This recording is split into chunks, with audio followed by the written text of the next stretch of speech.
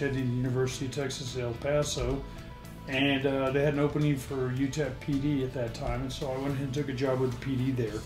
And one of the friends of mine was one day going downtown to take the civil service exam for the police department. So he needed a ride, and I went along, and he said, "You ought to fill it out just for chuckles," and so I did. And basically, was contact on each portion of the progression. You know, the written test passed, the physical agility test passed, went through the interview, passed, and basically this is I guess August of '83, and they said, "Well, we'd like you to join the academy October 3rd. So, you know, tell us now." And I just kind of made the decision now. You know, I was ready to take a break from college, and so I went ahead and went through the academy. We graduated at that time. It was a 12-week academy, and was assigned to the West Side, where I spent about 5 years working as a patrol officer. And of course, I think every rookie knows that first year, it's like, God, you do it for room and board. You know, it's a great job. I mean, it's exciting. You work at different shifts. You're meeting different people every call. No two calls are really the same. I mean, it was just a very attractive job. Well, I was assigned to the West Side Station. At that time, we had a director out there by the name of Hector Glover.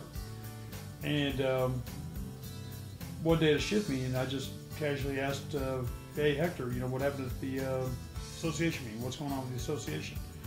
And Hector, I don't know if he was in a bad mood or just didn't want to answer or whatever, but he just turned to me and says, "You know what, if you had any interest, you'd go."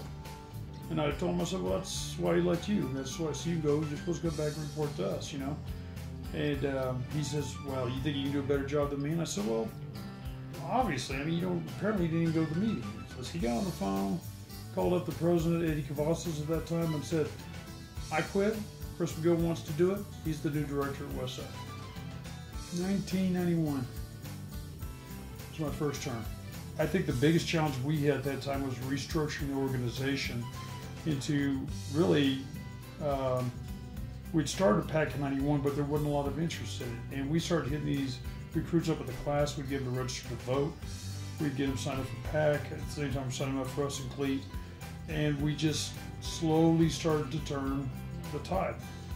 We started meeting with the politicians. We started going to the council meetings. We started going to their fundraisers. We actually got, 80–90% of the guys to contribute to the PAC fund. And that was huge, just that we'd actually use accountants, to budget and set us straight and all that type of thing. And of course, the hall, we totally renovated it, and we started renting it out, making money there. So I think the biggest challenge was the reorganization of the EPMPO into, because with 1,100 members, it's ridiculous not to be a powerhouse within your own city. And that's what we did become, was a powerhouse. And I wish I could take all the credit, but I can't. It was a good board.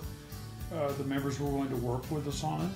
And certainly we were able to make a lot of headway with the politicians at that time.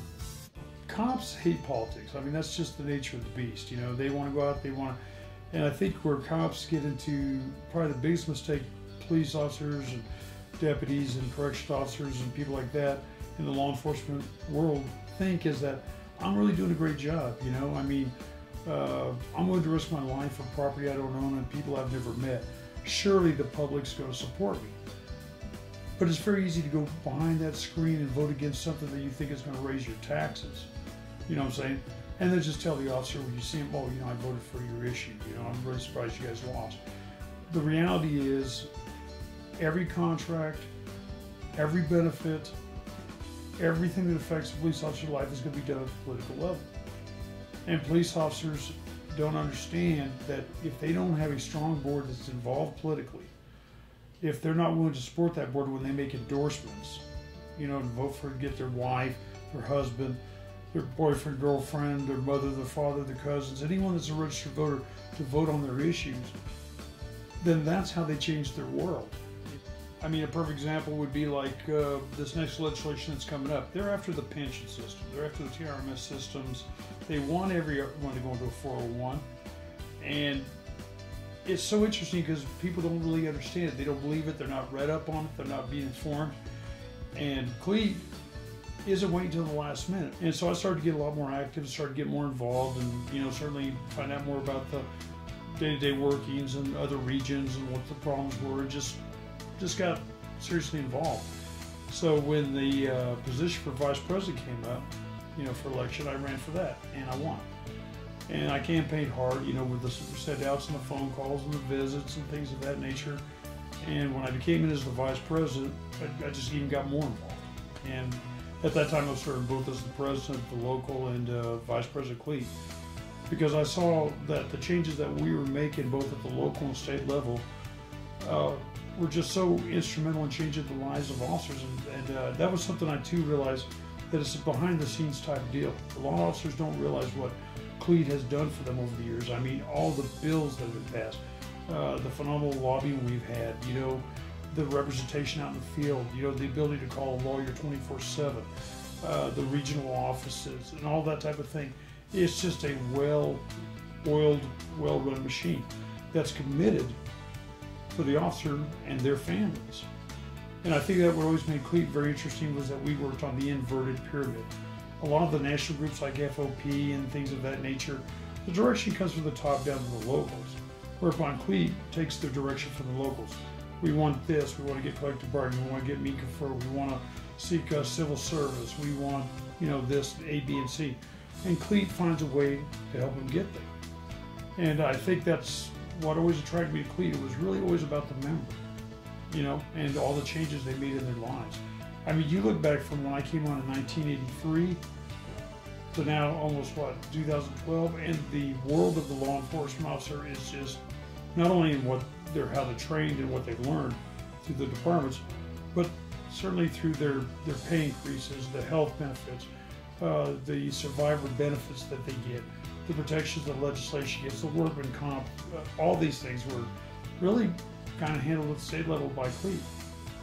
A lot of officers see like the survivor benefits go up, the children going to college for free, and they don't realize these bills had to be written up.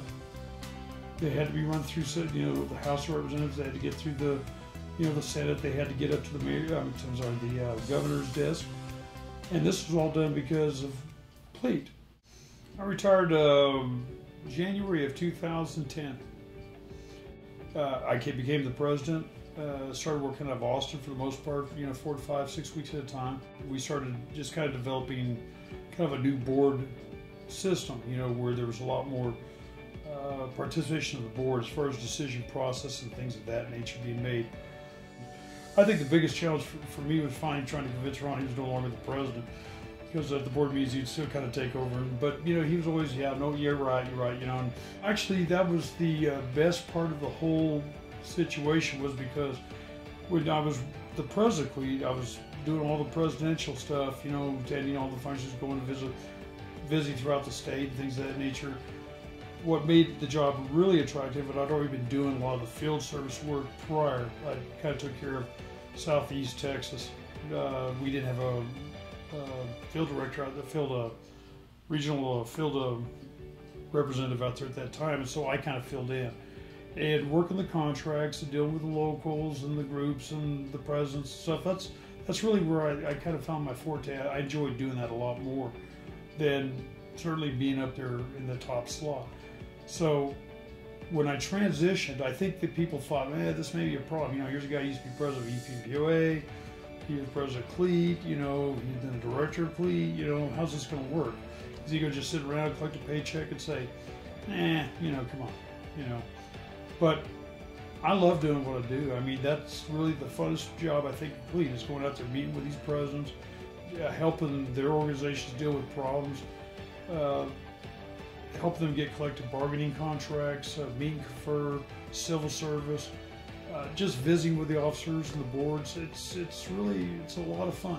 Actually, we had a situation one time where I think one of the people said that they didn't want to be bothered after 6 p.m. and I thought, this is the wrong job to be in, because it wasn't a cop, obviously. Someone that had never worked in law enforcement, because cops work around the clock, and I've always made it a habit to answer that phone. I don't care if it's a Sunday, 5 o'clock p.m., a holiday, I don't care. I've always told my people I'm available to you 24/7. And I try to make a round, if I came on the phone or if I missed a call, I try to get to it back as fast as I can. Because that's really what Cleat's about. It's service to the organizations that these presidents represent, and to the individual member. And whether it's an individual member calls or president, absolutely. I think that's exactly what we're paid to do, is to take care of them. I'd say no one put a gun to your head. No one made you run for the position. No one forced you into it. You weren't ordered to do it. So if you're actually going to throw your hat in the ring and you're going to serve on that board, be a committed member. Assist the president. Take on job assignments. Find the time to volunteer for whatever you need to do, whether it's the political arena or helping organize a fundraiser or whatever. I heard this several times. We used to use it. You don't pay a police officer for what you do, for what they do. You pay them for what they're willing to do, and that's, like I said, die for property they don't own or people they've never met. And I think you can flip that over to the labor portion of law enforcement, and that is, it's probably the greatest job in the world serving on a board, because you're helping protect those that protect others. They're out there doing their job, and you as a police officer, as a deputy, as a correctional officer, as DPS officer, game warden, whatever your function law enforcement is, that's your job. But if you choose to go and get involved in the association, then you're going to have to take on a lot of extra weight on your shoulders, and that is not only you protecting the community through your day-to-day job, but you're going to have to find the time to protect those that are out there protecting the community. And in some ways, it's the most rewarding thing you'll ever do. I think that being a member of Cleat is probably the best thing, the smartest thing that anyone can ever do out there. I mean, it's an organization that I got to watch grow for 28 years, almost the entire damn time Cleat's been in existence. I've been part of it, either as a member or serving on that board. And I know what Cleat's committed to. I know what they're willing to do for the officers. I've seen it. I've been participant in it. And I think that when anyone else comes to you and says, we can sell you a better deal, we're cheaper. Well, you get what you pay for. But the reality is, I know for a fact, and I have absolutely no reason to blow smoke up anyone's ass at this point, I'd do it again. I would do it again in a heartbeat. What do you think twice about it? It's an organization that is committed to the members and their families. And so I would say stay with Cleat, talk everybody into being part of Cleat, support Cleat when they ask you to endorse candidates and get behind them, because believe me, they've done their homework. They know who's the best candidate for the job. They know who's the right one to put in office to help officers and their families. No other organization does that, bar none. I wish I could. I've been doing a lot of that thinking lately, especially over the last couple of months, and I finally come to the conclusion that I just had a terrific life. I mean, I've done jobs that I love doing. I mean, sometimes I feel guilty getting paid, you know what I mean? Because I really enjoy doing what I'm doing. And I enjoyed what I did before. Police labor, I enjoyed serving in the military. Had a great family, growing up. I really wish I could say I had some disappointments. I could say, I remember that time or this time, but they were so mild that it doesn't even compare to the life I've lived, and it's been a terrific life.